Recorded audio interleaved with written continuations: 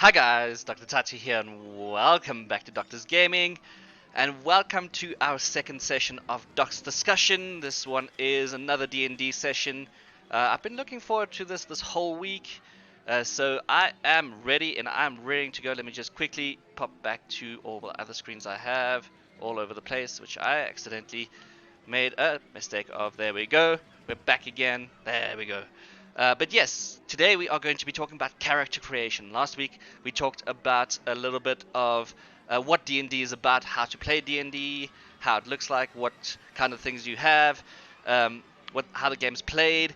Today we are going to talk about what you as a playable character does. So that is when you create a character, how to play that character, how to roleplay it, because this is mostly a role-playing game. You can hear in the background we've got some carnival music just for the fun of it, just to have something in the background, because otherwise it's just me talking the whole time. I'll probably change the music at some point if it starts getting distracting, but for right now, it's getting me into the mood to think hopefully creatively, because we're hopefully going to work together if there's enough people watching today to create our own character. Now I'm here on the D&D Beyond page just to show you guys and use this as my resource, as my guide. We started reading through what was on the website last week, but the funny thing was we've got this website right here, or this, not website, the article written, character creation and its importance of front, and the importance of front story. Now I'm not going to read through this, you guys can go check it out on the website if you want to. It was written, here's the author. DC is an independent game designer, the creator and author of Plot Armor, as well as a freelance writer for the Wizards of the Coast. So he talks a little bit about how to create characters and what characters are, but we are going to go through the official player guide today, as well as create our own character. Hopefully with a backstory or a front story, whatever you want to call it. I also think it's important to start doing that. I did not do that with my first campaign because I wasn't truly aware of exactly how many things need to go in, but this is what we call session 0 in each campaign. The Dungeon Master plans a lot of things, he talks about a lot of things, he does a lot of things before the campaign actually starts. I was a little bit forced into my first campaign. I had, I think, a day to start, so I didn't really have enough time. I'd learned some of the things. Yes, welcome Vinyl, welcome to teaching part 2. I'd learned some of the things along the way, and now I want to create a new campaign, and I want to create a really interesting campaign for a lot of future players, and I'm hoping to get you guys interested in it. So last session where we had this teaching part, we went through of how to play D&D. So today we are doing the character creation, creating a character. Might take long, might not take long. We'll see how it goes. I'm looking forward to create a character. But before we create a character, we need to decide, as we are the de facto dungeon masters, which adventure we would like to go on. We don't necessarily need to decide this beforehand. Some people come to campaigns with pre-created characters, and some people find out what the campaign is before they make the character. I think it's a lot better to have know what campaign you're going into before you create your character. So I'm going to give you the 4 options I've been spamming this whole week. I'm going to read through those 4 campaign details, tell you a little bit about what I know about them. I don't know everything about it because obviously I've only run one of those campaigns. And then we'll come back to this page which says creation steps, choose a race, choose a class, determine ability scores, describe your character, choose equipment, come together, and then further information. All of these things are useful in creating a character, but you need to know the setting. Can you create a character 100% free, or are there limits or taboos or things? Usually you follow the guideline that there is, but because this is a role-playing game where imagination is key, where you're creating the story as you go along, you and your dungeon master or whoever's playing along, there is no limitations really. There are some rules, so some dungeon masters will tell you, look, I don't want this in my campaign. I don't like bards, or I don't like monks. I don't like this or that. So when you go to your campaign, or whoever's running the campaign, and talk to your dungeon master, you ask him, am I allowed to have characters that aren't in D&D, or am I allowed to use... there is... when you go into creation here, there's Unearthed Arcana, which is unofficial stuff that's not part of the D&D lore. That's I don't like using, but some people would like using. That's something I had agreed upon in my previous campaign, and I regret making that decision. So I wouldn't advise that. But the player's handbook tells you exactly how to create your characters. So before we go there, let's quickly read through the introduction for creating a character. I know I'm jumping all over the place. Your first step in playing an adventure in Dungeons & Dragons game is to create a character of your own, a combination of game statistics, role-playing hooks, and your imagination. You choose a race, such as human or elf, and a class, such as fighter or wizard. You also invent the personality, appearance, and backstory of the character. So, Vinyl, you can start thinking of a character you'd like to play as, or a type of character. I'm going to give you some of the 4 settings, and then you can tell me, okay, I like that setting. So we're going to be working together here. I'll also maybe create my own character, I'll work with you to create a character. But let's go through the 3 adventures that do exist. There are many adventures. You can see there's many adventures that does exist in Dungeons & Dragons, and each few months a new one comes out. The most recent one was Ghost of Saltmarsh, which I actually do have, which I would love to play through. This is an adventure on the high seas, where you can have deep diving adventures, go coast by coast, fight pirates, be pirates, do whatever you like. So let me read through this one quickly. Is new horizons of adventure lie before you. What wonders and terrors will you discover across the waves above and the fathoms below in these watery adventures? Set sail and find out. That's a really intriguing thing. Some people like to make their characters perfect as a role who met many other players. I speak from experience. I know exactly is those are called metagamers. Those are people who try to game the system. There's nothing I can do about that as a dungeon master, except maybe try and make it as difficult as possible for them. But again, the point is not for me to make an unwinnable situation or make it difficult for the players all the time. We're there to have a good time. So if you're going to metagame, it's up to you to decide what you want to do and how you want to do it. I don't like metagaming as much. I've also seen players who metagame a little bit. What can I do about it? Except tell that person, look, this is not what the adventure is meant to be. So yes, if I were to create a campaign for any of you guys right now, I'd give you the suggestion and say, okay, we've got Ghost of Saltmarsh. This is basically the ultimate RPG adventure, the ultimate high seas adventure. If you want to be a pirate, let me know, and I will run this campaign for you. And I will pretend to be whatever monsters we create in there. There's a whole book in here and a whole lot of adventures. These are based on old D&D adventures, so that sounds awesome. The other one that I've been teasing the whole time is Tomb of Annihilation. This one is set in... there's people screaming on this thing is scary. The characters that are often called Mary Sue, characters like that are often called Mary Sues. Why Mary Sues? That sounds interesting. Anyway, Tomb of Annihilation is set in a dense jungle with dinosaurs, deadly creatures, and undead characters, where you are trying to fight against something that's causing the undead not to stay dead, I think, or it's something like that. Dare to defy a death curse caused by a necromantic artifact located in the mysterious and distant peninsula of Chult. What makes this adventure quite unique is that you get to explore. You get to become what I love the most is an archaeologist. You actually get the role archaeologist or anthropologist in this setting, which I as a player would love to do that. Me as a dungeon master would also love to explore it, but it depends on who the person is. This adventure is totally an exploratory thing where you go into these dense jungles, find these strange creatures, these strange people, and try and discover everything. So the character traits and the professions that you get in that is quite unique in that sense. We've got all of these other adventures on the side. Then we've also got one of my favorites, the one I'm actually currently running. Oh, no, wait, never mind, go back. Is Curse of Strahd. Oh, the one we've also been talking about, Vinyl, in the Vampires. This is a land set out of time. It is a land not in the real magical world. It's a land controlled by a vampire. And the party of adventurers has to enter this place called Barovia and face off against this smart, devious, controlling person that has brought them to this place and they cannot escape. And they have to figure out how to defeat this vampire. So a party of adventurers has just entered Barovia. Strahd's face forms the barest sense of a smile. He knew they were coming, and he knows why they came. All according to his plan. Bye, Saberhidini. Welcome to the stream.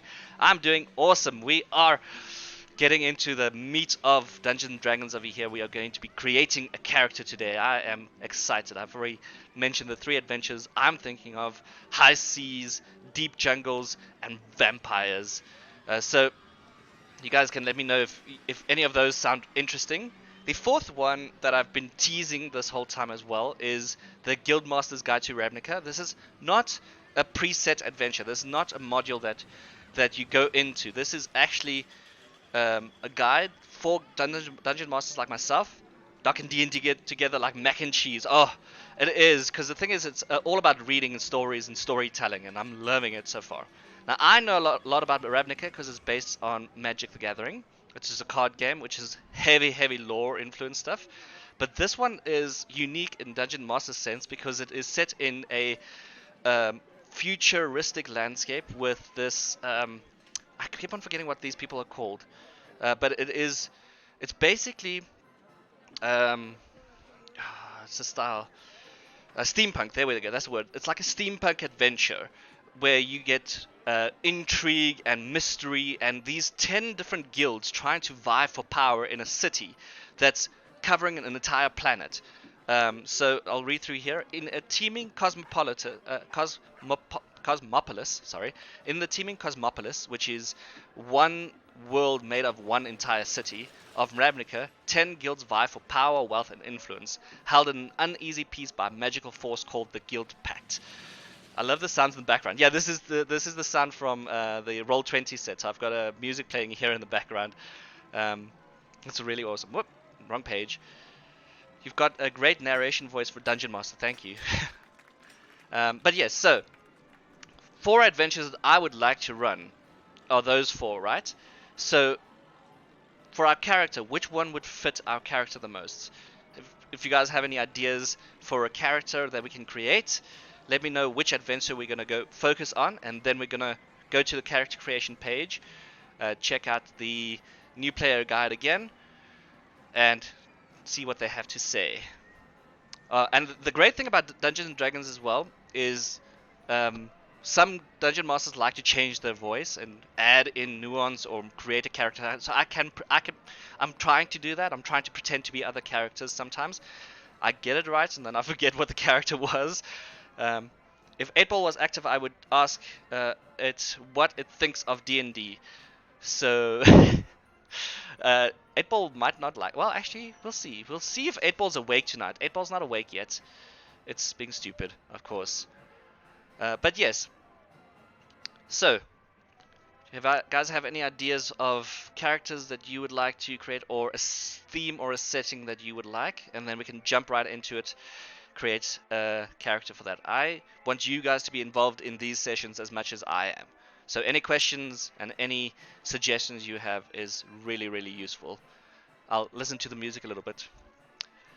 Also, yeah, so Cyber, if you ever want to play with, these are the 2 websites that I would recommend using, and that I would recommend using while we play. It's D&D Beyond and Roll20. Roll20 would be the one that we use to create the maps. So you'd see the world map, you'd see the fighting map. So this is where your characters would fight. This is your character here. You would move forward. You would have an enemy, and you would have a whole situation where you just use your dice here. I've shown this before as well. So you'd go /roll d20 plus whatever your modifier is. Let's say +4, and the dice would actually roll on the system itself, and then you'll know. You'll also follow what we'll see today in your character sheet. So I've got a whole bunch of characters here. I don't know, it's a difficult choice. It's always a difficult choice. The art is beautiful. I love Dungeons & Dragons art. This is Wizards of the Coast at their best. It's just amazing. And yeah, this is... I can get dungeon maps all over the place, so whichever setting I'm looking for, I can find those maps. Alright, this carnival scene is getting a little annoying. Let's go over to some sailboats. Calm it down a little bit. But yes, it is. It's really really cool. So here are some of the characters I've had to create for my campaign. Weirdly enough, I've got these two characters, which is hilarious. But they do work. You can create pre-made characters as well. You can say, okay, I really want to play Doctor Strange. How do I play Doctor Strange? Then I, as the dungeon master, try and figure out, or I search, or I see what I can do. Or you can make a completely unique character. Um, this is not. This one's a unique character. That one's a character based off of something else. This one's a unique character. This one's a very unique character. I love that character. And these ones are all based on other things. Lord Bloodsilver sounds really cool. Lord Bloodsilver is actually one of the main characters in my campaign. So if I go to my campaigns, right, I'm going to show off a little bit of secrets here. I've got 3 campaigns I'm already running, but 2 of them don't exist anymore. But this one is still going, and I view the active characters in that. You'll see here, one of the main characters is Varys Bloodsilver and Laura Moonsilver. They are brother and sister, and Lord Bloodsilver is their father. Unfortunately, Lord Bloodsilver is dead in my campaign, but he could always exist again. Uh, so you want to try out Lord Bloodsilver? We'll make a new Lord Bloodsilver. In which setting do we want Lord Bloodsilver to be in? Do we want him to be back in the lands of Barovia? Do we want him to be a high seas lord, some kind of captain on a ship, or nobility in one of the cities along the coast? Do we want him to be in the Tomb of Annihilation, exploring the jungles of the Chult forests to see or to search for something? The weird thing was, in our campaign, he was actually there. No, Lord Bloodsilver. I was trying so hard to get Lord Bloodsilver to survive, but unfortunately, the character, the PCs didn't really like Lord Bloodsilver. There's some backstory there that I'm not going to spoil. Well, I can spoil. The main character, uh, or Lord Bloodsilver, actually banished Laura Moonsilver from his houses because she's not purely Bloodsilver. She is half human, half elf, and he did not like that.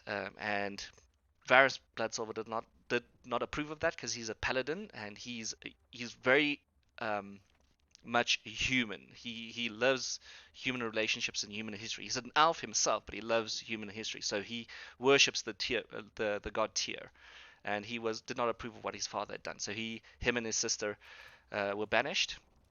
They went out into the forests, and then chaos ensued. The tomb one does sound like something that hits my taste. I love exploration. What do you think, Cyber? Yes. All right. So far we've got 1 vote for Tomb of Annihilation. We've got Curse of Strahd, Ghost of Saltmarsh, Tomb of Annihilation, or Ravnica, the city. Think. What do you think? I will start reading through the character creation stuff here. Hell yes, exploration. That's excellent. I love it. Okay, so we're going to go through the choose a race, choose a class, determine ability scores, describe your character, choose equipment, and come together. So choose a race, easy. Every character belongs to a race, one of the many humanoid species in D&D. The most common player character races are dwarves, elves, halflings, humans, and humans. Your character's race grants particular racial traits such as special senses. So if I go over to creations, my characters, let's start. Okay, so we are going to go focus on the Tomb of Annihilation sense or scene. Okay, I'm at the character creation page. I want a standard character. I don't want a quick build and I don't want to randomize my character. I actually want a standard character. We can think of a name right now, or we can come back to the name at a later stage once we've maybe developed the character a little bit more, know what kind of race he is, she, what species. I mean, sometimes you get species like goblins who don't have male or female forms, so that affects how our name's going to be. So I'm going to leave that out for the moment, unless you do have suggestions. Then we've got these sources here, which is homebrew content, Critical Role content, which was the website I mentioned earlier, Magic the Gathering content, which is something I will always do, Eberron content, meh, I don't care, but no, I'm not going to put Eberron content in there actually. So this does change a little bit some of your extra things. Oh, I should probably change the music to something more. Let's go for Age of Steam. Although Age of Sail actually works for exploration. All right. So these are the ones I want to set. Advancement type. So advancement type means as you progress in the story, you will either progress by gaining XP or by milestones. Milestones means you've reached a point in the level or in the story, like you defeated the big dungeon boss, then you're going to level up. Or you've found the holy grail of items, then you level up. XP is you're just going to bash a bunch of monsters' faces in, and you've got a set of XP levels that you're trying to gain, and then you level up. I don't like XP based. I like milestone based because that makes a whole arc in the story. So I can be like the beginner's arc, where you try and start your adventure, to the point where you're like, okay, now I've killed many monsters. Now I'm starting to become the town's hero, or I've explored these jungles, and I have found the first set of ancient artifacts, whatever. So I'm gonna put it on milestone. Hit points I always have to put on manual because we change hit points all the time. Allow or restrict choice based on rule prerequisite for the following, blah blah blah.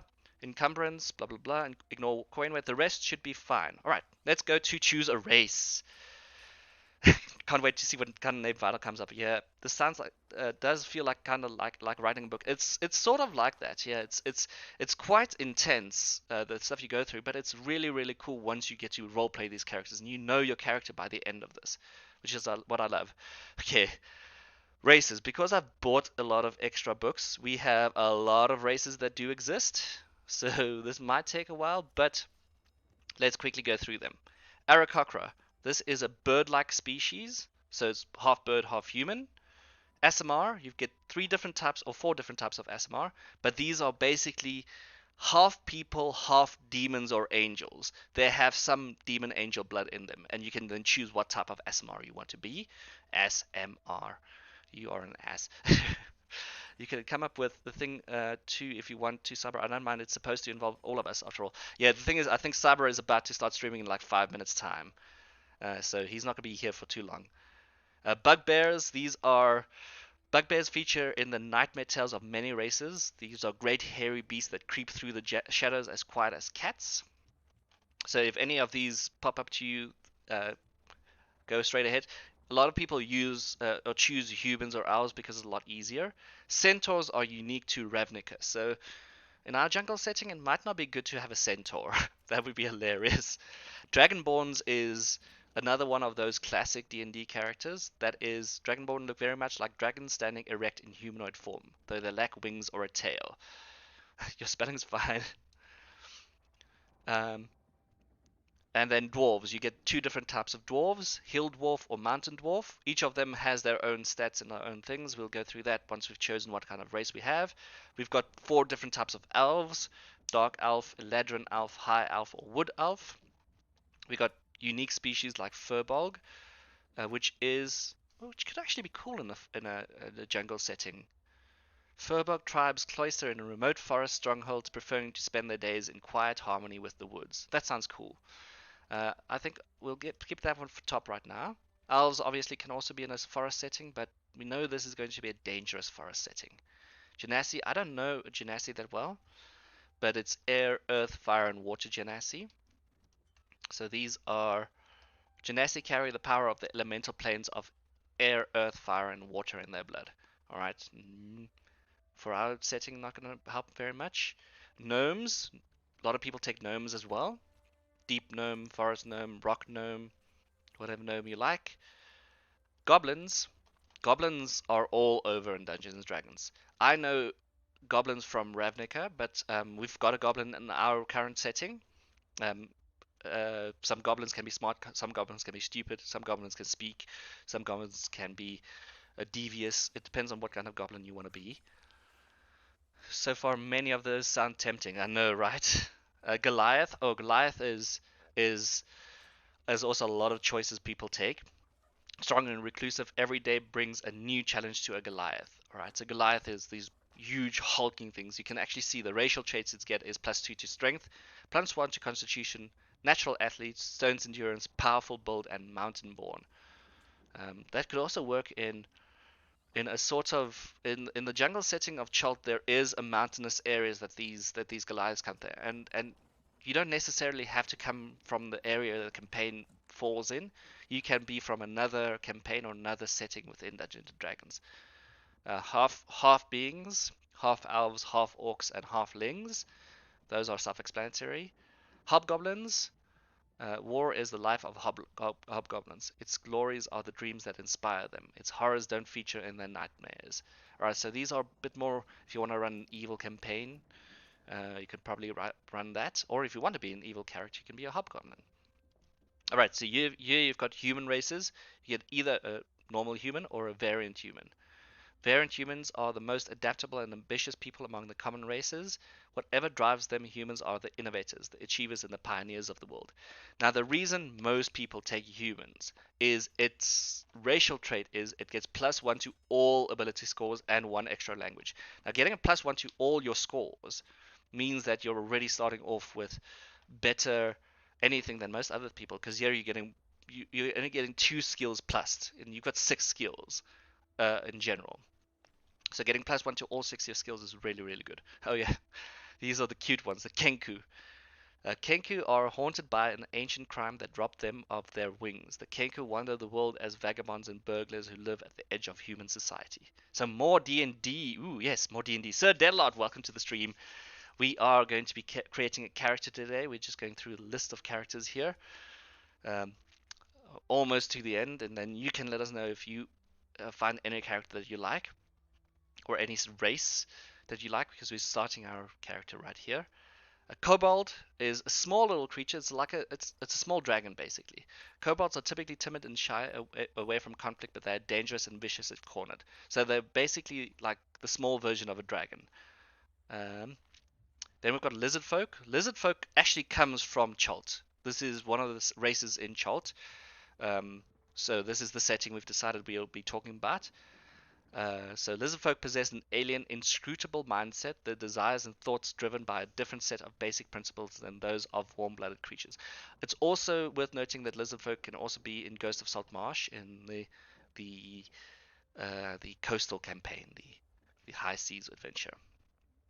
Ooh, Streamlabs is awake. 8bot is awake. Are you gonna ask? Yeah, are you gonna ask 8bot what he wants? Loxodon are again unique to that Ravnica setting. But they can also be all over the place. These are humanoid elephants. Loxodon are strong, calm, and wise. They can use their hands. They actually have 5 fingers on their hands, and they can use their trunk as well. But they can't use their trunk to attack. They can only use their trunk to pick up items and move items. So it's an extra appendage. So natural armor, trunk, keen smell is their extra abilities there. Then we've got a minotaur. Self-explanatory. Minotaur. Can be in a lot of settings, but Minotaur came out in Ravnica. Orc. Orcs are all over Dungeons and Dragons. Ooh. Do you have... Do you... Oh! Wow! It actually likes it. Nice. Good to know, 8ball. See, 8ball approves. Okay, so orcs, you can be a half orc or an orc. It just hates everything. No, it actually... Oh, do you hate Dungeons and Dragons? No, it said sure, I'm so happy. Oh, I see what you mean. It's so confused. I see what you mean. Alright, so orcs are usual stuff. Simic hybrid, that's also something unique. This is a combination of animals that live in the water and adapt to the water. So it's humans that have adapted to the water, or it's people manipulating genetic sequences of creatures from the deep, and then creating these kinds of half human, half water animals. So this is a magical trait where humans, elves, and medallions are infused with water animal blood type things. Simic is another Ravnica thing. Here we've got a unique to our setting. Another unique to our setting race is the Tabaxi.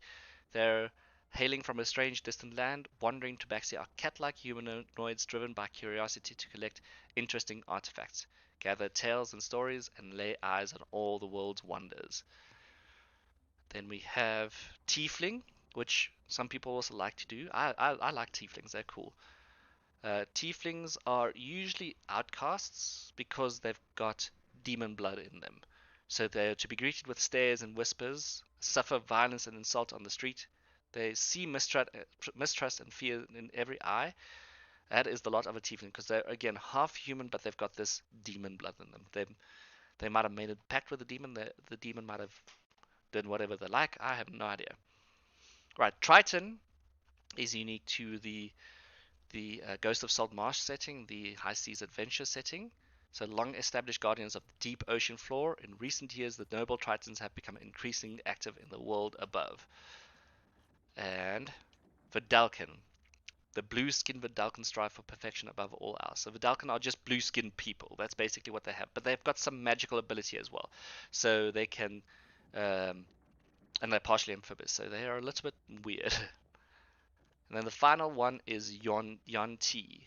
Yuan-ti are all over Dungeons and Dragons, but they're also unique to our forest setting. There are a few Yuan-ti in there. So these are serpent creatures, known as Yuan-ti, and are all that remains of an ancient decadent human empire. So they're human serpents. So that is what we have for races. Oh right, I could have changed this to go to basic rules, where we could have gone to just what we have in Dungeons and Dragons, which is a little bit boring sometimes. That's why I like all sources, because the sources I have is for Elemental Evil Player's Companion, Basic Rules, Guildmaster's Guide to Ravnica Player's Handbook, and Volo's Guide to Monsters. So any that pops out to use vinyl, so we can get this race going. Like I said, I like Furbolg, I like human, I like elves. Kenku are always cool. Lizard folk would be great for our adventure. Triton, Vidalcan. My mind is going back and forth between the bird and the cat race. Both sound interesting. Cool. Alright, so Tabaxi are always great to have. They've got +2 to dexterity, +1 to charisma, so they're very charismatic and boisterous things. So you can imagine Lion King type of stuff, or you can imagine just these agile beings. Dark vision, feline agility, cat's claws, and cat's talent. I'll read through the rest in a second. Kenku, let's check what Kenku have. They have also got +2 to dexterity and +1 to wisdom. They're expert forgerers, Kenku training, and mimicry. So we'll quickly read through their traits, so that we can narrow it down from Kenku to Tabaxi. So let's go for Kenku. Kenku gets +2 to dexterity and +1 to wisdom. It helps to know what that is later on, but that helps when you're choosing your class, what kind of character you want to be, what kind of abilities you want to have. Because if you know that you're already getting 2 to dexterity and 1 to wisdom, you might want to be a rogue or something like that, or you might want to be a wizard or a sorcerer. You don't want to be a warrior necessarily. Kenku have shorter lifespan than humans. They reach maturity at about 12 years old and can live to 60. The alignment of Kenku are chaotic creatures. So alignment is also sort of important in Dungeons & Dragons. You can be good aligned, neutral aligned, or evil aligned, and then few others in between. So this is, here you've got an example of chaotic neutral. So they're not evil, but they're not good either. They're just chaotic. They'll do whatever they want to do in this campaign. So Kenku are chaotic creatures, rarely making enduring commitments, and they care mostly for preserving their own hides. They are generally chaotic neutral in outlook. Kenku are around 5 feet tall and weigh about 90 and 120 pounds. Your size is medium, okay? You can walk 30 feet, and here's one of the abilities you have. You can duplicate other creatures' handwriting and craft work. You have advantage on all checks made to produce forgeries or duplicates of existing objects. Your training, you are proficient in your choice of 2 of the following skills: acrobatics, deception, stealth, and sleight of hand. So far this race is very rogue-like and very sneaky-like. You can mimic sounds you've heard, including voices. A creature that hears the sound you make can tell they are imitations, and a successful wisdom check opposed by your charisma check. Okay, so you can mimic other creatures' voices, but whichever creature hears this needs to make a check. So they need to make an insight check to see whether they can realize that it's you that's making the noise or something else that's making the noise. But it's a good ability to have just naturally. And then the languages you can speak is you can read, write Common and Oran, but you can speak only by using your mimicry trait. So basically, you as a bird is using your mimicry ability the whole time. Right, that is the Kenku. Let's go to the Tabaxi. +2 to dexterity, +1 to charisma. Tabaxi lifespans are equivalent to humans, so you can make a character that's you can say, okay, my character is 19 years old. Then you know that it relates exactly to human years. You don't need to explain your characters like, oh no, I'm so much younger than you are, or I'm so much older than you are, or it's 25 or 30 or whatever. Tabaxi tend toward chaotic alignments as they let impulse and fancy guide their decisions. They are rarely evil, with most of them driven by curiosity rather than greed or other dark impulses. Tabaxi are taller on average than humans and relatively slender. Your size is medium. Your walking speed 30, and you've got dark vision. So you have cat eyes. You have a cat's keen senses, especially in the dark. You can see in dim light within 60 feet of you as if you were in bright light, and in darkness as if it were dim light. You can't discern color in darkness, only shades of gray. And you've got feline agility. I want to check something quickly. Okay. Your reflexes and agility allow you to move with a burst of speed. When you move on your turn in combat, you can double your speed until the end of your turn.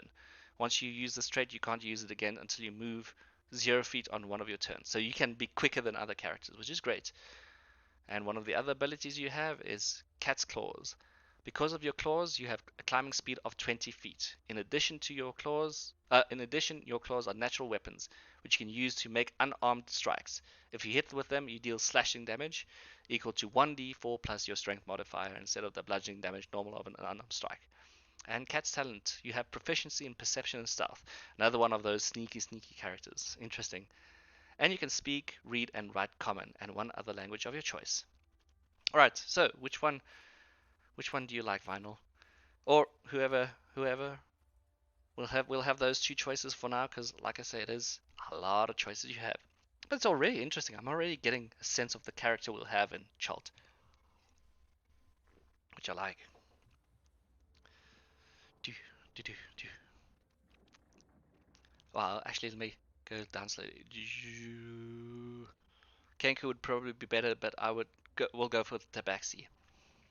Um, Kenku could be dangerous sometimes as well, because they're so small.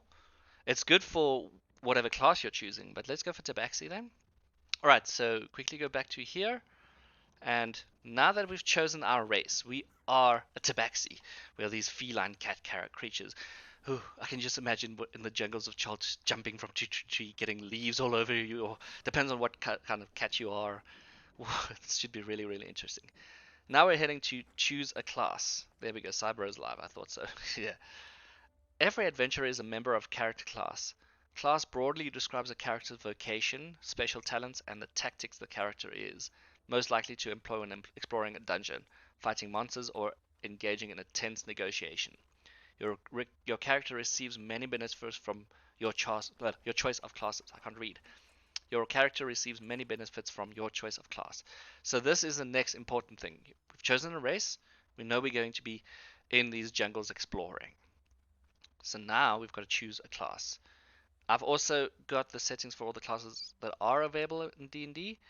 So we've got barbarians. Easy. Barbarians are the tanks. We've got bards. Bards are usually the ones that inspire people in battle, or have inspiring stories or stories to tell. They are musicians. They are lore masters. There are different schools of bards. You've got the cleric, who's the healer. You've got a druid who can shapeshift into different things, or can use nature to its ability to manipulate nature, or knows medicinal tricks, or these kinds of things. Easy enough to explain. Fighters, sword, shield, sword itself, long sword, whatever you like. Monks are quite cool as well. They have different schools of monks that can train and use their hands to be strong and agile. Now, keeping in mind that we've chosen a Tabaxi, which has +2 to dexterity and +1 to charisma. We have to keep this in mind when we're thinking about class as well, but we'll get to that in a second. Paladins are holy warriors that are bound to some kind of sacred oath to some kind of god in D&D or some kind of being. It doesn't have to necessarily be a god, but they are devout and they are religious in some kind of way. I have a paladin in our party, we've got a ranger in our party, we've got a rogue in our party, and we've got a fighter in our party that we currently have. Then we've got a ranger, which is a warrior who combats threats on the edges of civilization. So these are the ones that are usually outside of the civilization. Then we've got a rogue, which is a scoundrel who uses stealth and trickery to overcome obstacles and enemies. Sorcerer, which is a spellcaster who draws inherent magic from a gift or bloodline. So you can get different kinds of sorcerers who can use like blood magic, or you can use um, their they don't need to learn through books. They actually have this innate ability to cast their spells, whereas wizards actually have to use their books. They have to do a lot of research and they have to go to school and do lots of other things. And warlocks are spellcasters who have made a bargain with an extraplanar entity. Could be a devil, a demon, a god, or whatever exists. So for our case, what do we think? What class is going to be fit a tabaxi? Any of these classes would be quite good. I can literally see a tabaxi in any of these classes. I can see the strong, hulking barbarian like tabaxi, depending on how we roll in our strength check. I can see a bard tabaxi trying to invite or play people. I can see a fighter tabaxi easily. Monk tabaxis exist. Cleric tabaxis, also rogue tabaxis, stealthy and sneaky. Wizard tabaxi, anything. What would you like, Vinyl? What is good for you? While I change our music a little bit. I'm tempted between either two, a bard or a cleric. All right, let's go for bard. An inspiring magician whose power echoes the. I'm going to read both of them and then you can decide again. So, an inspiring magician whose power echoes the music of creation. So, Bard's important abilities is dexterity and charisma, which we already have a bonus from the Tabaxi. +2 to dexterity and +1 charisma, so that's a good choice. It's when it levels up, it gets 1d8 health extra. So that's just d8 means how much health it gets. Um, it's gone blah blah blah blah. This is not important right now. Proficiency: it is proficient in light armor, simple weapons, hand crossbows, long swords, rapiers, and short swords. It's got 3 musical weapons as its tools. It's got extra dexterity and charisma, and you can use extra skills. Spellcasting, blah blah blah. I think this is not too important right now. Let's just see. Oh, you have learned to untangle and reshape the fabric of reality in harmony with your wishes and music. Your spells are part of your vast repertoire of magic that you can tune to different situations. So these, I'm not going to read through those. That's just a bit too much. And you can inspire other people with this ability. So this is one of your abilities that you have. I just want to check something. Okay, this is going through all of the first level, third level. But once you reach first level, which obviously you will when you start, you can inspire people with your song or your new music or your notes or whatever you want to do. Clerics, on the other hand, are priestly champions who wield divine magic in service of a higher power. They have their important stats are wisdom and charisma. So we know we're getting +1 to charisma. We've got +2 to dexterity, but +1 to charisma is already good enough. You also have a d8 to get your health back, or when you're starting, you're going to have 8 health. That's what it means. And when you level up, then you try and figure out what your other levels ups are. Your armor is light armor, medium armor, or shields. Simple weapons. You don't have any tools. And you can choose 2 skills, either history, insight, medicine, persuasion, or religion.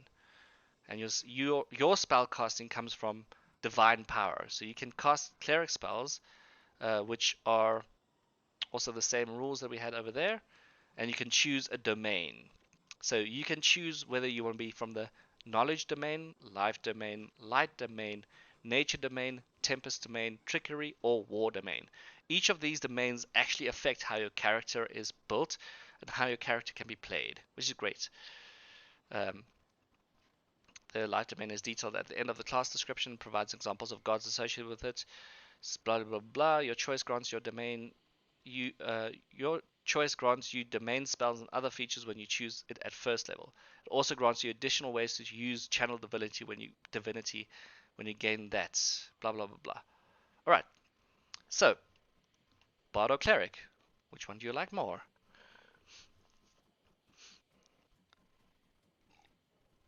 See, now we can also, after this, we're almost ready to start thinking of a name for our character because now we've got the class, we've got the race.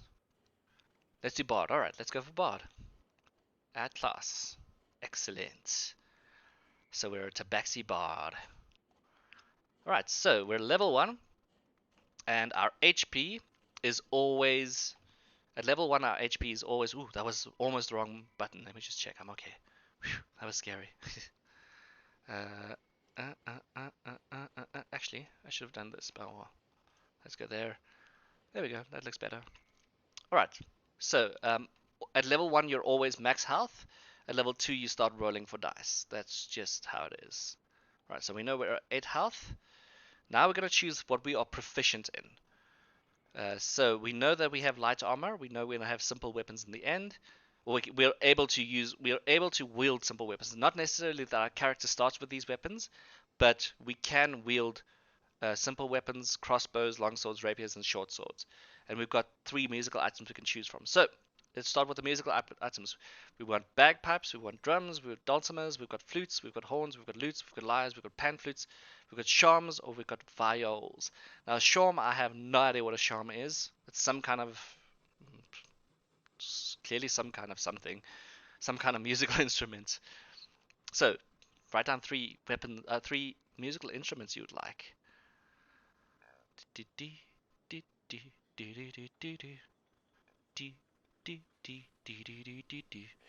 I will inspire you with my music while we jump through these jungles.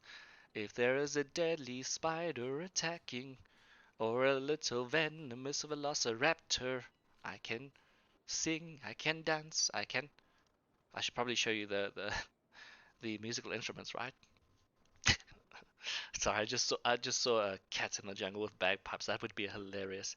I like pan flute and drum. All right, drum, pan flute, and for my choice, I will add a horn. Yeah, let's add a little bit of a horn. Let's go. Boop. All right, so you can decide whether it's tiny drums, big drums, whether you're lugging these things with you. That does not matter. Now we can choose some skills that we'll have for our character. These skills help when we need to make certain saves or saving throws or want to check out certain things while we're on the adventure. So if you want to be adept at acrobatics or adept at taming creatures or certain skills, you'll choose these 3. Right? So if you want your character to be acrobatic, you choose acrobatics so that it can when you're making saving throws or when you're making certain checks within the game, you'll be able to know that you've got +1s to these kind of things. So we've got acrobatics, animal handling, arcana, which just means that you know a little bit about the magic in the world, athletics, which is good when you're running or jumping or using some kind of skill, not a climbing skill, but a running skill. Deception, when you're trying to convince someone or lie to someone and try and trick them.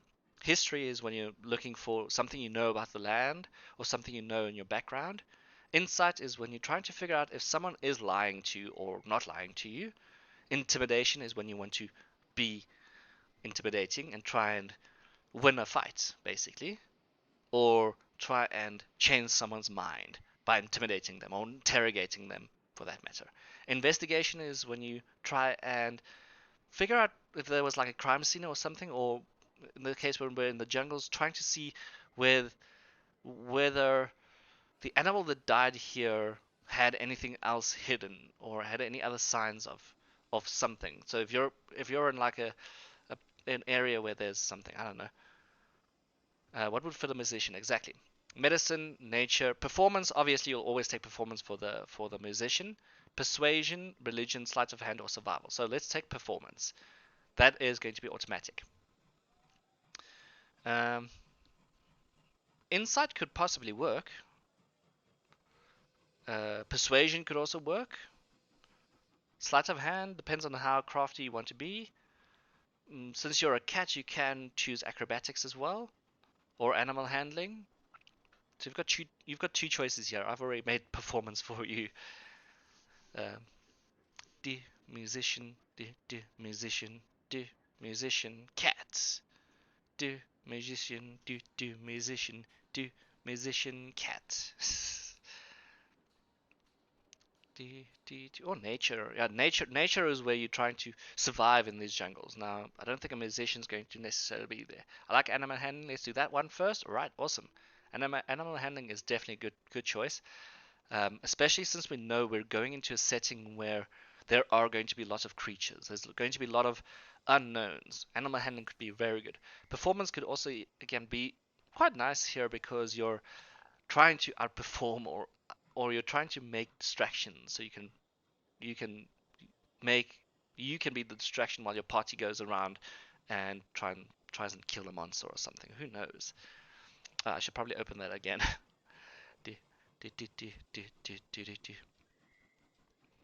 Mhm. Since it is a cat, you're right. Acrobatics might be useful. Let's do that. All right. Yes, that's the thing is since it's a cat, we know that we want this cat to be agile. We want this cat to show, depending on what we roll next, it depends on what that is. But acrobatics is always a good thing just to buff. Right. Spellcasting. You have learned to untangle and reshape the fabric of reality in harmony with your wishes and music. So your first level spells is going to be cantrips, which is stuff that you can do the whole time. You don't need to use spell slots for those. You don't need to use like I'll show you what spell slots are in a second, but you don't need to use those spell slots. You can do them at any time. So you know two of these cantrips, and then you have first level spells, which you will cast at any time. How many first level spells do you actually have? Let me check that. You know four first level spells. Now, first level spells are cast once and then they're gone until you have a long rest or a short rest, depending on what character you have. But I think for bards it's going to be a long rest. And then you have a special ability called Bardic Inspiration. So you can inspire others through stirring words or music. To do so, you can use a bonus action on your turn to choose one creature other than yourself within 60 feet of you who can hear you. That creature gains Bardic Inspiration. Once within the next 10 minutes, the creature can roll the die and add the number rolled to your one ability check, attack roll, saving throw it makes. The creature can wait until after it rolls the d20 before deciding to use the bardic inspiration die. So this just gives you an extra extra dice to roll when you're rolling dice to help with difficult situations. That's always good. You can use this feature any number of times equal to your charisma modifier, a minimum of once. You regain and expend any expended uses when you finish a long rest. So these things are luckily on your character sheet, so you always keep track of those. Luckily, all of this is digital. Third step in our character creation. This is getting exciting. Let's check out what the third step was. Determine ability scores. Much of what your character does relies on 6 abilities. These are the 6 abilities I mentioned earlier. That is strength, measuring physical power; dexterity, measuring agility; constitution, measuring endurance; intelligence, measuring reasoning and memory; wisdom, measuring perception and insight; and charisma, measuring force of personality. We already know from our class and our race that we've chosen that this is a pretty charismatic character, right? Because we have base charisma of +1 already. We have base +2 dexterity already. We have not even chosen anything else, but we already have +1 and +2 charisma, to charisma and dexterity. So no, we know that our cat-like being is a charismatic, dexterous person. But we want to know what else this cat is. Now to do this, we can either do standard array, manual, or point by. Now manual is what's manual again? It's manual is when I put in the scores. So manual is when we're gonna be rolling 4d6s, and we're gonna choose the highest 3 of those 4d6s, and that's gonna be our base score for each of these things, right? And they can choose where we want to put it in. Standard array is you choose from a list, so you say, okay, I want 8 strength, I want 10 dexterity, I want 12 constitution, or 12 wisdom, blah blah blah. That's boring. I don't like that. Point buy, I've never used point buy, but literally you've got 27 points to put in whatever skill you want to put in. I don't want to do that. I like standard array. So this means I need to double check this rule quickly. Give me a second. Dungeon Master's Guide. Doop. Do do do do do. No, it's not Dungeon Master's Guide. It is Player's Handbook, obviously. Determine ability scores, right? Much of what your character does in the game depends on your 6 ability scores. You generate your character's 6 ability scores randomly. So we're going to roll 4 6-sided dice and record the total of the highest 3 dice on a piece of scratch paper. Do this 5 more times so that you have 6 numbers. If you want to save them or don't like the idea of randomly determining ability scores, you can use the following scores instead. We are going to try and get our scores randomly. Then we'll place it in here. So what we're going to do is roll 6 d6s, right? That's what we're doing here. No. I don't want to do that. I wanted to do 4d6. Right, 4d6, sorry. Roll 4d6. Now we're taking the highest score of these 4. Now it's exciting, exactly. We've got a 5, 4, and a 1. So we've got a base score of 10. I'm going to write down over here 10. So we remember our numbers, and I need to be careful with what I'm doing here. Let me just double check something quickly. What am I doing? What am I doing? I'm pressing buttons all over the place. There we go. YouTube, Twitch, come back. There we go. Alright, now let's roll 5 more times. So, roll 4d6. It's also going good. 3, 2, and 3. So 6 plus 2, 8. Not doing too good on the rolls, but we've got something at least. Roll 4d6. So this you can usually do at your table, or when you're working with your dungeon master, you roll together so that everyone can see. So we've got 12. Ah, yes, I love that wolf picture. I just chose it today. That is from his card set. It's beautiful. It's called Ferocious Pup. 4d6. It's gorgeous. 12. Ooh, 13. No, wait. 4, 3, 4. 8, 11. Sorry. 11. 11. There we go. I have to remember to use my other things. 4d6. Because otherwise I'm going to... Ooh, that was a good roll. 6, 6, and 3. So 12, 15. That's a very good score. So we want to put that high score into one of our best abilities, right? So we're 1, 2, 3, 4, 5. One more. Roll 4d6. 4, 4, and 3. That is 11. See, my maths is still okay-ish. I had a bad maths day the other day. Alright, so we've got these 6 scores you can see in chat right now. We want to put those 6 scores somewhere here. So we already know that we are a dexterous character, and we know that we want to either have it in dexterity or charisma. So I'm going to put the 15 in... No, sorry. Standard array? No, I want to put in manually, thank you. I want to put in 15 here. That makes our total score 17. 17 out of 20 is a massive score, because your highest score usually is 18 or 20. So you know that you're 17 out of 20 dexterous in this thing. That's amazing.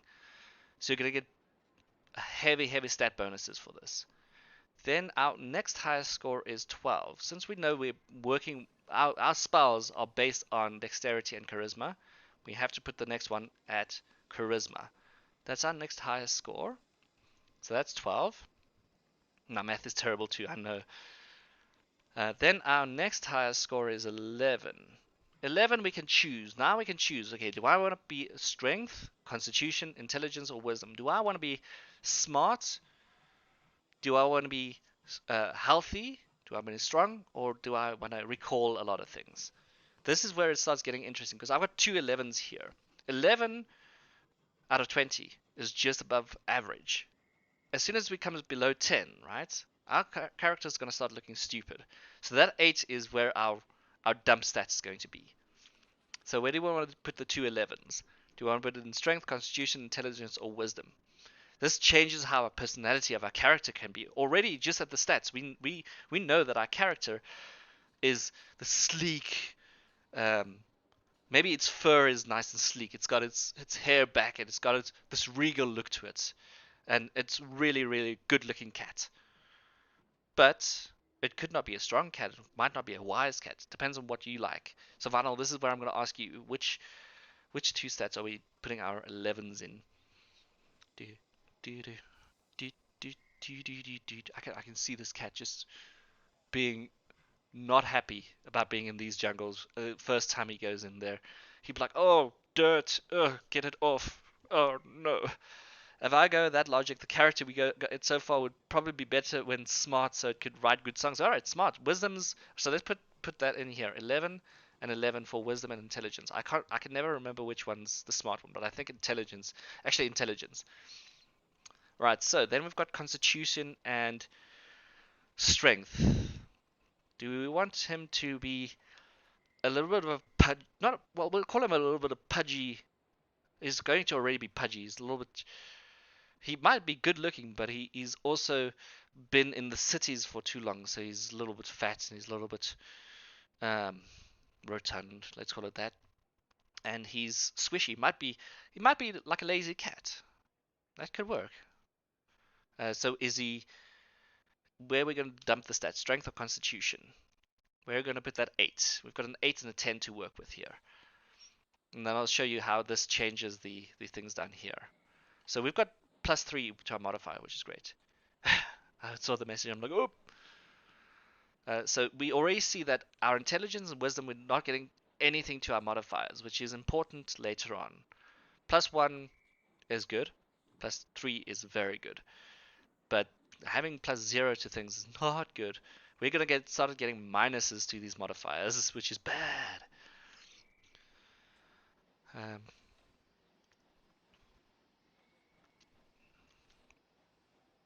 okay, put the 8 in strength. Go for it. Go for it. So this is not the strongest cat. It's an agile cat, but it's not a strong cat. You see where this is getting interesting is he might be able to get through the forest very quickly, but getting up that tree might be like a struggle for him. It's like, no, I wasn't made for this. Even though deep down he's a really, and as a musician he's really good with his instruments. That's where you can see the dexterity coming in. So the -1 there, you see he's got -1 to his strength. Is that will be an issue when it comes to making throws or saving throws. That's awesome. I love it. That is our ability score. Now we get into description, which is describe your character. Once you know the basic game aspects of your character, it's time to flesh out a backstory and a personality. Your character also needs a name. Spend a few minutes thinking about the character's behavior and looks. You will also need to choose a background for your character. Alright, so we've already spent quite a bit of time describing our character, right? So now we get to name our character. Yes, I'm very happy with this so far. I'm going to choose a picture while you think of a name for the character. Oh, we've got tabaxi portraits. No. No. Ooh, this one's almost... So, obviously, Dungeons and Dragons gives you portraits for all of these species. You can also choose your own portrait. I'm gonna choose this one. This one was almost, but I think this is a bit too snobbish for our one. So I'm gonna choose this one. So there we've got our little tabaxi. Now I need a character name. I'm very happy with what our characters come by. Because like I say, I've got a feeling that our tabaxi is actually from the cities, and he might either he's definitely not a poor tabaxi. He's not. I don't know if he's rich just yet. We'll get to that in a second. But he is definitely between rich and poor, and he's trying to get himself elevated somehow. He's trying to puff up himself and look after himself. And as soon as he's going to these jungles of Chult, he's going to be having a rough time, I think. Yes. No, it can be any name. Any name you want. Modern magical. Uh, we could actually. Now with Tabaxi, it's a little bit more difficult. Let's check something quickly. Back to the top. Sources. Let's find out where Tabaxi is from. Where is Tomb of Annihilation? Tomb of Annihilation. Story overview. Lands of Chult. Starting the adventure. I don't think they are necessarily. No, no, no. They would be from the Modern Canon's Volo's Guide to Monsters, maybe. Or Xanathar's Guide to Everything. Orcs, Asimar, Goliath, Kenku, Tabaxi. There we go. Let's go to the Tabaxi page and check out what names. So Tabaxi, we had a Tabaxi come through once a few winters back. She kept the tap room packed each night with her stories and spent most days napping in a chair in front of the fireplace. We thought she was lazy, but when Lining came around looking for a missing brooch, she was out the door before I could blink an eye. So this is, if you never know what name to choose, you can go to the Tabaxi page, look at what kind of stuff Tabaxi are. They're barterers of lore, fleeting fancies, wandering outcasts, tinkerers and minstrels, the cat lord, and then you get here to Tabaxi names. So D&D can suggest names to you, and you can work with those, or you can make up your own name. So each Tabaxi has a single name, determined by clan and based on a complex formula that involves astrology, prophecy, clan history, and other esoteric factors. Tabaxi names can apply to both males and females, and most use nicknames derived from or inspired by their full names. Clan names are usually based on geographical feature located in or near the clan's territory.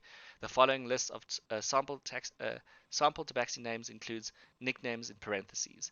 So you can either be Cloud on the Mountaintop, 5 Timber, Jade Shoe, Left-Handed Hummingbird, 7 Thundercloud, Skirt of Snakes, Smoking Mirror, or you can be Bright Cliffs. So these are the Tabaxi clans, but you don't need to follow this guideline. You can make up any name. You can be Whiskers if you want to. That is entirely up to you. I will never judge you. Although you do have to keep in mind when you're creating a character that you're going to be talking about that character. You're going to refer to yourself as that character for a long time. These campaigns can run up to a year, 2 years, 3 years, 4 years, 5 years. And if you're going to be Whiskers, or if you're going to be Pussycat or Sex Beast, you're going to be referring to yourself as that for the whole campaign, and you can't really change that. So that's the one caveat. But other than that, it's up to you.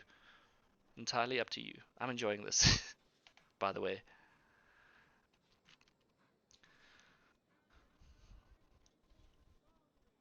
Whoop. Let's just get this again. Poor me. I need to figure out how to get Twitch shown.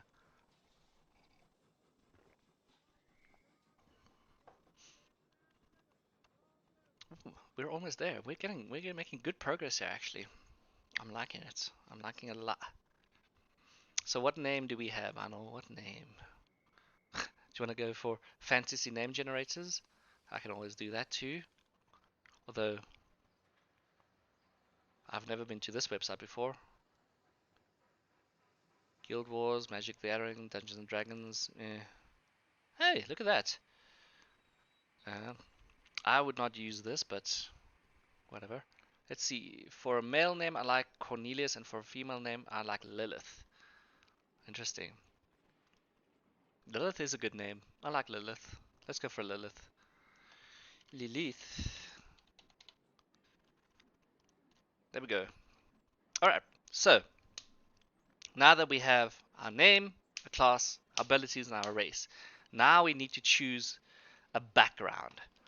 Now, because this is set in the lands of Chult, they recommend the 2 backgrounds, archaeologist and anthropologist. I won't force you to take those, but it's always a good idea to have one person in your campaign to have those.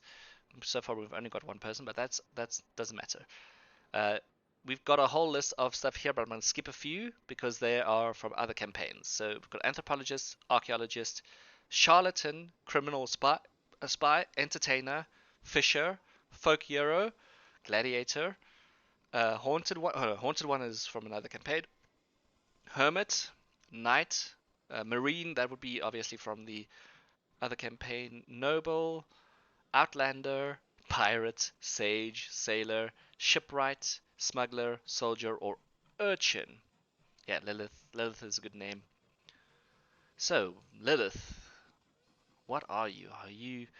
Do you know a lot about the jungles of Chol? Do you know a lot about your history? Do you want to be an archaeologist, anthropologist, or do you want to be the folk hero, the entertainer? Because now that we know that we're a body, you could automatically be the entertainer. You could be the folk hero, where the stories have been told about you in a long time. You could be the charlatan. Um, you could be a noble. Like I say, I already saw that Lilith was this proud, maybe black and white fur tabaxi, taking care of herself.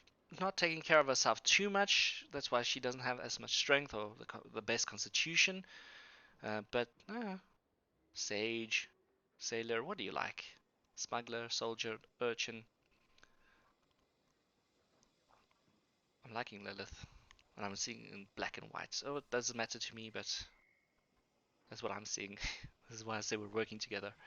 Entertainer would technically make sense. Maybe something like struggling entertainer. All right, struggling entertainer. Entertainer it is. Okay, so you thrive in front of an audience. You know how to entrance them, entertain them, and even inspire them. Your poetics can stir the hearts of those who hear you, awakening grief or joy, laughter or anger. Your music raises their spirits or captures their sorrow. Your dance steps captivate your humor, cuts to the quick. Whatever techniques you use, your art is your life.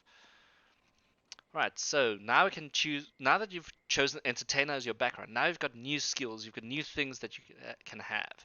So we'll choose new skills for us.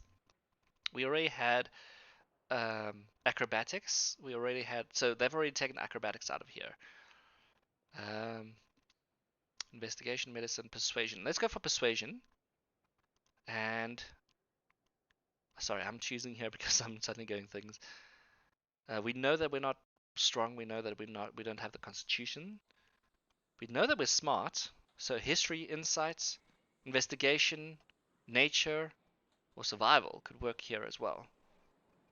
Because we know that we're charismatic, smart, dexterous. That's the four high stuff we have, right? Smart and intelligent. We could, yeah. So let's go with, yeah, I don't know. Let's wait. Do do do do do do do do do do do do do do do do do do. Which one do you like? Do do do do do do do do do do do.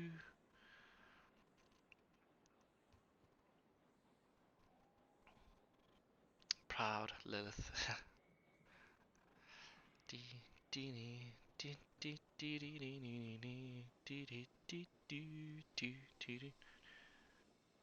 I think history would. Yeah, let's do that. All right, history it is. That's great.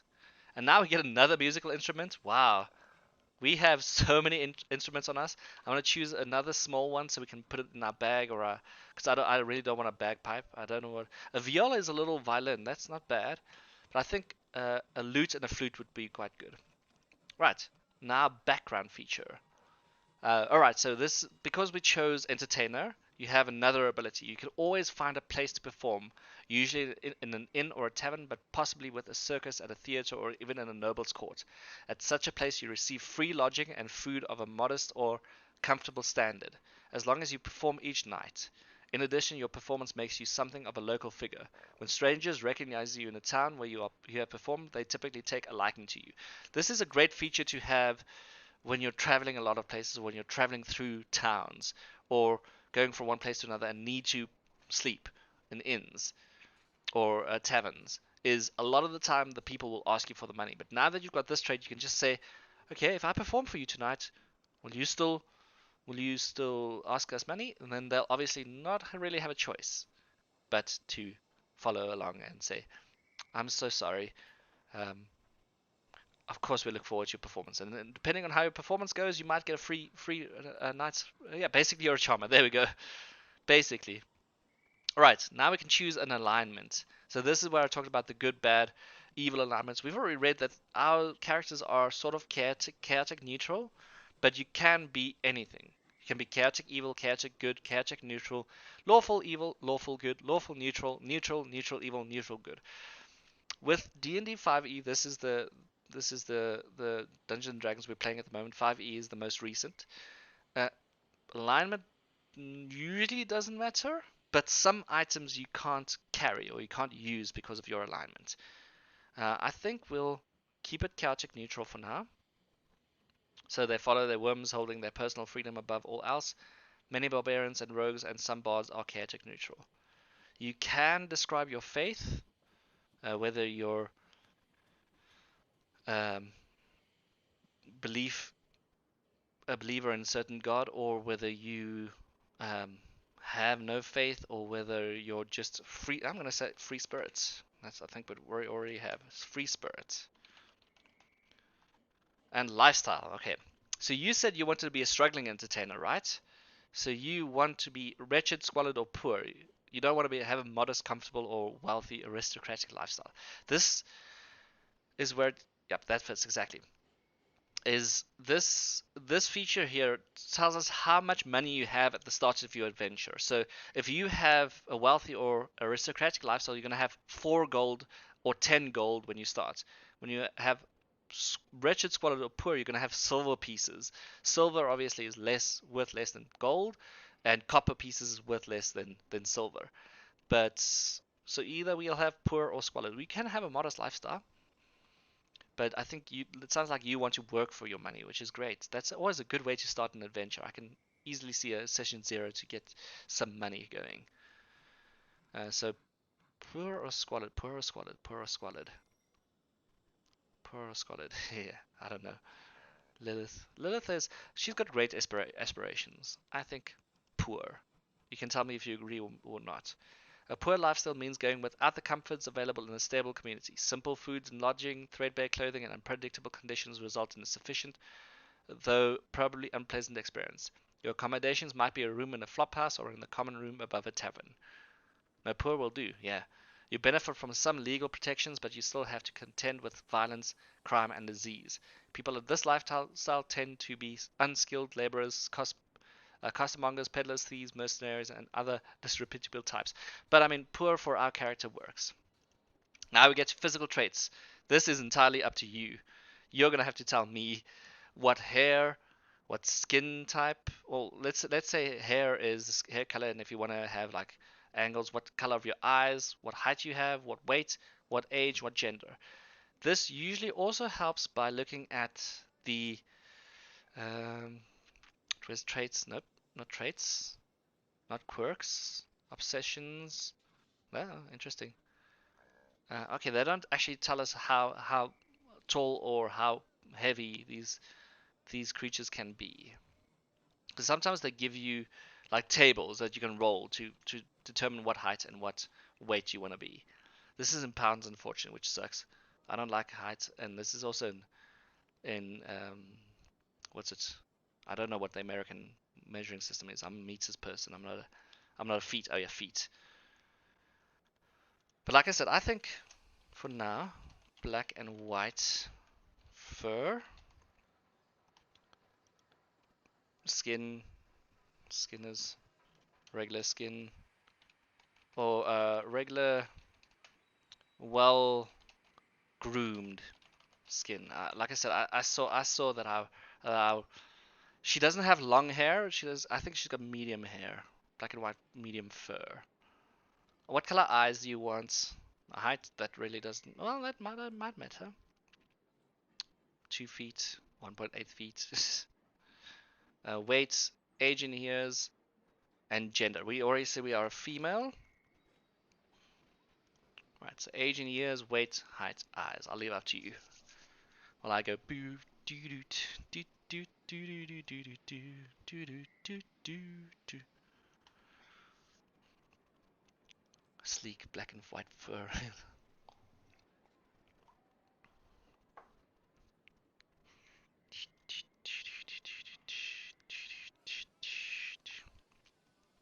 This is an excellent character already. I love it. Let's make the eyes blue. Alright, cool. Blue eyes, black and white fur. She's got a deep gaze. When she looks at you, she goes. Depends, like you said, what a charmer. She could be a charmer. She could not be a charmer. That's entirely up to you as the playable character, right? Is you're the one role playing it in this sense. Um, I, the dungeon master, just create the situation for you where I'm like, okay, you're in this place and doing that thing.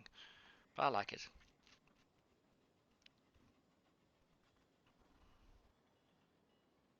Hmm. How old do we want to be? They did say Tabaxi is slightly taller than human. That's true. So let's go with 2.1 meters. That's a that's a height already. 2.1 meters, 2.1 feet. 2.1 meters. I don't know. Let's just say meters because I'm not gonna argue with that. And then weights they said it's a little bit more slender. So you're gonna be lighter than a normal human. 65 pounds? No? Yeah, sure, why not? That sounds about right. I'm just guessing here.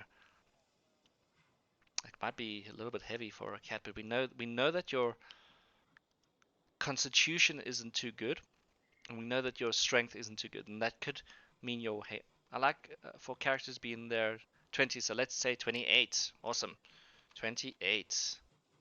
Yeah. Also, that's the thing is the more you play D&D, the more you want to have different age ranges. But most people are close to their age anywhere, or between 20 and 30s. That really doesn't matter. Now we get to the next interesting bit. Oh, this is one of my favorite things to see. This is where the character really shines because of the class and the traits you've chosen. Not the class and the race you've chosen. Your personality traits, your ideals, your bonds, and your flaws now come into shine. It also has a lot to do with what your background was, because we're an entertainer, we're the tabaxi, and we're a rogue. We're gonna have specific traits here. Now we either have to roll a d8 or we can choose any of these two of these 8 traits, right? So this is my personality. I know a story relevant to almost every situation, or whenever I come to a new place, I collect local rumors and spread gossip, or I'm a hopeless romantic always searching for that special someone, or nobody stays angry at me or around me for long since I can diffuse any amount of tension, or I love a good insult, even one directed at me, or I get bitter if I'm not the center of attention, or I'll settle for nothing less than perfection, or I change my mood or my mind as quickly as I change key in a song. So yes, this will be really really good. Is you as the player can usually choose these two of these traits, or you can roll for it. And I think today we're going to roll for it. So we're going to roll 2d8s and see where that lands. So roll 1d8 for our first personality trait. 6. Number 6. We we get bitter if we are not the center of attention. That's our first trait. Our second trait, d8, is number 8. We change our mind and our mood and our mind as quickly as we change the keys in our song. So this already we like you said, the charmers, and if we aren't the center, we don't control a room, we just go crazy. This is a very temperamental cat, but it's interesting. It's cool. Um, so a lot of the time you start your adventure like this, like you're this haughty type of cat thing, and as you go through your adventure, you could change your personality traits. It could work, but you're going to be role playing this character, keeping these personality traits in mind. You're going to be trying to find situations where you have to be the center of attention. You're going to try and find these situations where you're happy now and angry in the next second. You're singing now, or you're sad the next. You're crying the next second. It's great. Ideals is next. Now you can only choose one of these 6 ideals, but these ideals are also actually change your alignment sometimes. Yeah, exactly. Lilith does sound snooty at the moment, so those already fit. All right, so the 6 ideals we have is either beauty. When I perform when I perform, I make the world better than it was. That's a good trait. Tradition. The stories, legends, and songs of the past must never be forgotten, for they teach us who we are. Creativity. The world is in need of new ideas and bold action. That's a chaotic trait. Greed. I'm only in it for the money and fame. That's almost what Lilith sounds like. She's like, oh, I'm yeah. This is already created. People are number 5 is people. People. I like seeing the smiles on people's faces when I perform. That's all that matters. Neutral. Honesty. Art should reflect the soul. It should come from within and reveal who we really are. Right. So we're gonna roll for this one again because I think we don't want to prejudge Lilith based on just her traits and personalities. Let's get this. Number 4. Greedy. Greed. I'm only in it for the money and fame. Yay! Oh Lilith. Oh Lilith. Does this? No. We'll keep her chaotic neutral. That's fine. I don't want her to be evil. I want her to be chaotic neutral. Oh Lilith. Lilith. Lilith. Lilith. What have you done? Right. Bonds is next. You choose one of the 6 bonds here as well. So bonds sometimes relate to characters you know, NPCs you know, like your family members, or who you have a secret relationship with, or whatever. I created a snooty monster, but I still like it. It's great. Is whoever needs to play with them is going to have an interesting time. All right, so let's see what our bonds are. My instrument is my most treasured possession, and it reminds me of someone I love. Someone stole my precious instrument, and someday I'll get it back. I want to be famous. Whatever it takes, I want to be famous. Dull. I idolize a hero of the old tales and measure my deeds against that person's. I will do anything to prove myself superior to my hated rival, or I will do anything. I would do anything for the other members of my old troop. Okay, so these bonds also tell you what the story is. Ek is amper klaar. So let's roll for that one. I almost rolled a 56. 3. I want to be famous whatever it takes. We have created the most evil cat ever. I love it. I love it. So this also fits so far with what we have said about. So the great thing here is you're a poor cat when this starts, but your aspirations are so much bigger or so much more, and you're going to the land of Chult to try and get whatever it is. And I've got a feeling that the land of Chult, that these jungles are going to be killing you. They're going to be torturing you, and you're going to come out a different cat. Someone is going to curse me if they play her. I might add this character to a campaign somewhere. Now we're getting to the thing that's supposed to be bad about your character, the one bad trait. But so far we've got bad traits all over, and that is your flaws. The one thing that makes your character be despised by everyone else, right? Or something personal that's a flaw to that character. So it might not be that bad. We'll see what we have. I'll do anything to win fame and renown. I'm a sucker for a pretty face. A scandal prevents me from ever going home again. That kind of trouble seems to follow me around. Ooh, that's great. As a DM, that's just great to see as a flaw, because I can bring, at a later stage, I can bring that into your session and be like, this person that followed you suddenly does this. It's great. I once satirized a noble who still wants my head. It was a mistake that I will likely repeat. Ooh, I've trouble keeping my true feelings hidden. My sharp tongue lands me in trouble. Despite my best efforts, I'm unreliable to my friends. Ooh, all of these flaws are bad. Ooh, let's see what poor Lilith is going to do. Oh boy, this is hilarious. I'm loving this. 2. I'm a sucker for a pretty face. Okay, that's at least not that bad, right? Right? Oh boy. I hope you're still happy, Vinyl. I'm loving this. I'm loving Lilith. Right, organizations would have to do with your. Okay, so these things are campaign specific. This is where it comes into what happens in the campaign. So once the DM has the campaign, and once you know which one you're in, you'll write down what organizations there are, what allies you have, what enemies you have, and what your backstory is. Backstory here is most important. is you can actually write your backstory out. You can have a page of backstory, you can have 2 pages of backstory, you can have 1 paragraph backstory, you can have 6 pages of backstory. That doesn't matter. But as we've already established, we know what she is. She's a charmer, so she would probably use it to get herself a man. Yes, exactly. And whether that man is in this town or the next, we don't know.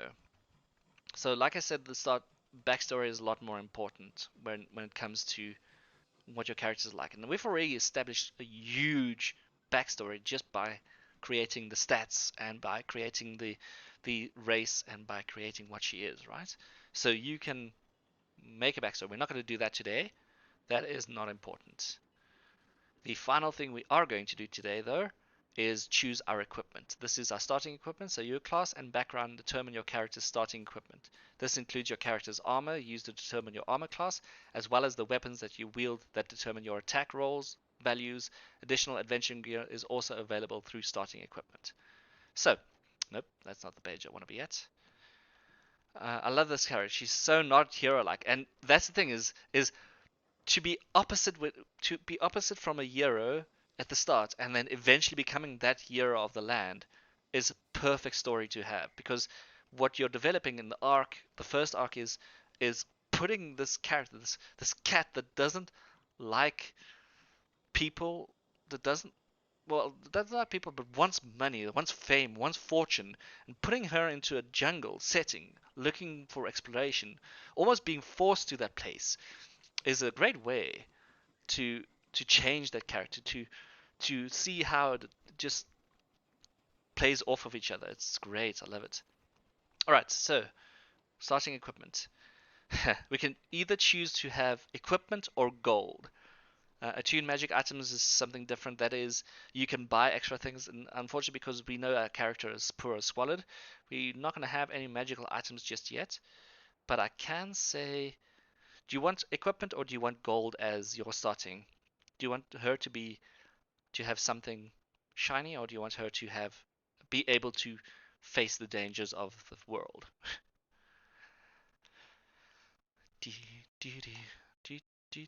Let's go back to carnival, because I think we need carnival for our little cat friend. Do do do do do do do do do do do do do do do do do do.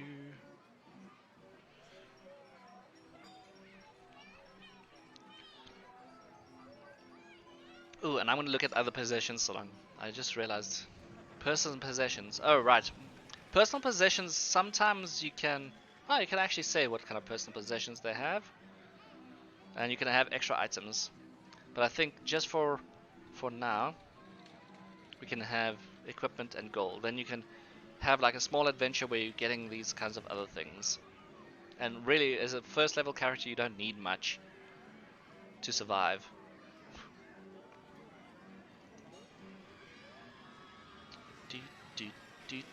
I've got a feeling we might be going for gold here. But what do you think?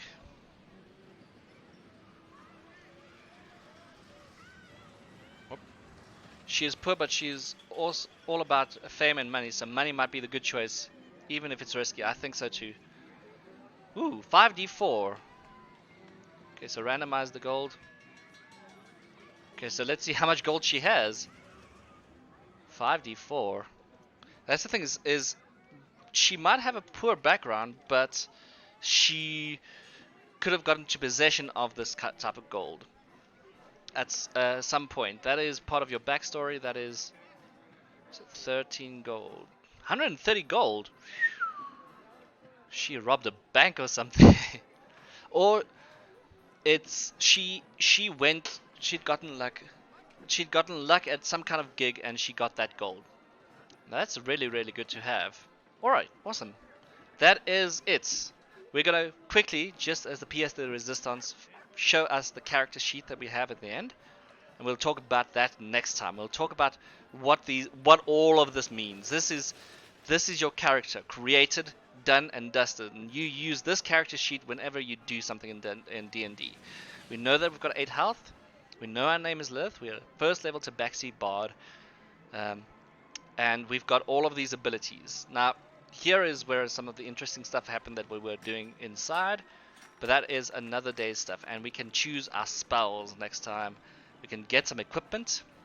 We've got 130 gold to spend, which is great. She might be spending that before she gets to the adventure. I think we basically created a starving artist. I'm proud of it. True. We've got our features and traits. Her bodic. Oh, she can use one bodic inspiration per long rest. All right, that's interesting. Class features, traits. We've got a description sort of. We don't have a backstory just yet, but that is basically all you need to create a character. Done and dusted. I'm loving it. I hope you enjoyed that as well. That was fun to create a character online. And usually it's about as long as it takes. So Lilith is now in my creations list. Let's go to my characters. Sure, she saved. Yep, there it is. View Lilith. Level 1 Tabaxi. And then you have a character sheet that you can run to your first session with and play. So I'm going to take our dinner break now because my mom just walked in. We are getting ready for dinners, and then I'm going to be playing some more quick fix with Human Fall Flat. That was the one I played yesterday. That was quite a lot of fun as well. We got a few followers on Twitch from that. But next week we are going to go through this list, try and explain to you what the character sheet looks like and why this is like the most important thing. This is the thing that we'll be staring at the most of the time. And we might be able to talk about other things as we go along. But this was really, really a lot of fun. Thank you so much for watching. Thank you so much for creating character with me. I also look forward to the next one. I will see you a little bit later.